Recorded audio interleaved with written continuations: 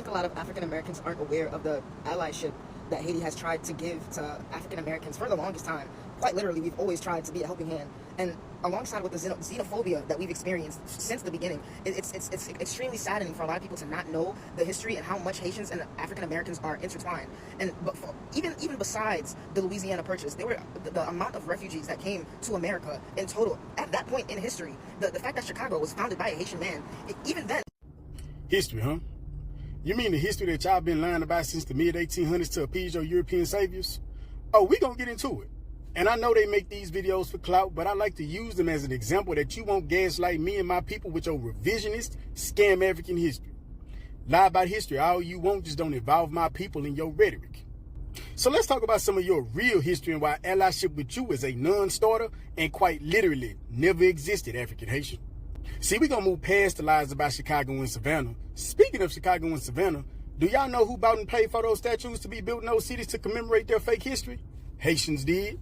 And they did it for the same reasons they started exaggerating their own history in the 1800s to show palm-colored people that they belong. That's their version of survival. How about your melanated leadership replacing the YT French master so they could play European dress-up while forcing their own people back into the cane fields? See, the biggest omission of the so-called revolution is that your top generals had a massive European identity crisis. They didn't want to dismantle the French Empire. They wanted to be accepted by it. Toussaint Louverture proudly declared himself a loyal French citizen, surrounded himself with YT Catholic priests, and sent his kids to school in Paris. When Napoleon crowned himself Emperor of France, what did Jean-Jacques Dessalines do? He immediately copied him and crowned himself Emperor of Haiti. And King Henry Christophe, he literally used forced labor to build a massive replica of the Palace of Versailles right in the Caribbean, and created a fake European aristocracy, naming his generals the Duke of Marmalade and the Count of Lemonade. So how did these Haitian leaders fund their European cosplay to appease Paris? Oh, they did it on the backs of the African-born peasantry. See, the peasantry just wanted to speak Creole, practice voodoo, and own small family farms. But to prove to Europe that Haiti could still mass-produce sugar, Toussaint enacted a militarized forced labor policy called the Fromage system. He took the newly freed peasants and forced them at gunpoint right back onto the exact same plantations they had just burned down.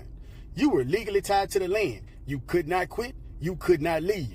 And YT planters were actually invited back to manage the estates. And before you tell me it was just economics, that ain't what the Haitian peasants thought. It felt so much like slavery that in 1801, that same peasant class launched an armed rebellion against Toussaint's government. They were led by General Moise, Toussaint's own adopted nephew. Moise famously declared that he did not fight a revolution just to act as a slave driver for YT landowners. So how did the great liberator handle this? Toussaint sent Dessalines to crush the peasant uprising, and he had his own nephew executed by firing squad just to protect his export economy. The Haitian peasantry traded French chattel slavery for a militarized, forced labor state run by the melanated elite class desperate for YT European validation.